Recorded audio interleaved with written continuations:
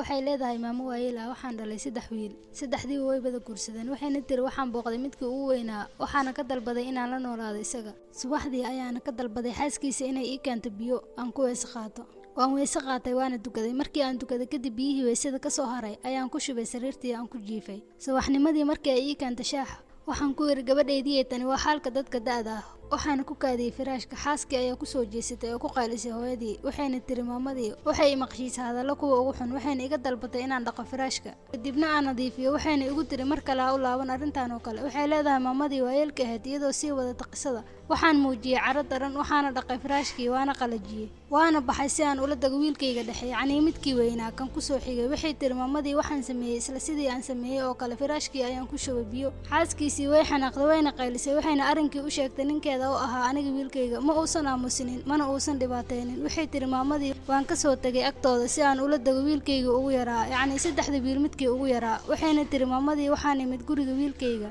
waxaan sameeyay isla sidii aan ku sameeyay xaasaskii wiilasheeda midka ugu weynaa iyo kii dhexba markii ay ii keentay xaaskiisa shaaxi subaxnimada kadibna aan u sheegay inaan ku kaadshay firaashka waxay ugu tiri dhib ma lahan hooyo tani waa xaalka dadka da'da ah imise ayaynu ku soo qaadinay korkiina inagoo aad u yaryar kadibna waxay qaaday firaashkii wayna dhaqday kadibna way wanaajisay maamadii waayelkeed waxay tiri waxaan ku dhahay xaaskii wiilkayga gabadheedii waxaan leeyahay saaxiib waxayna ii dhiibtay lacag waxayna igu tiri soo ii waxyaabaha dumarka isku qurxiyaan sida dahabka oo kale ee ii dhiib dahabka gacanta kuugu jira deedna way u dhiibtay waxay aaday maamadii waayelkeed suuqa waxayna haysatay lacag aad u fara badan lacagtii oo idilna waxay ku soo iibisay dahab iyo waxyaabaha dumarka isku qurxiyaan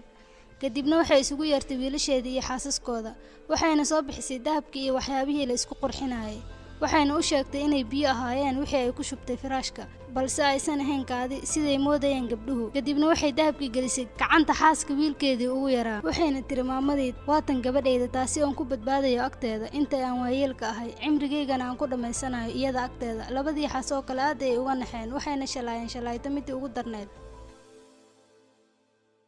ما عندكم ينفد وما عند الله باق ما عندكم ينفد وما عند الله باق ولنجزين الذين صبروا أجرهم بأحسن ما كانوا يعملون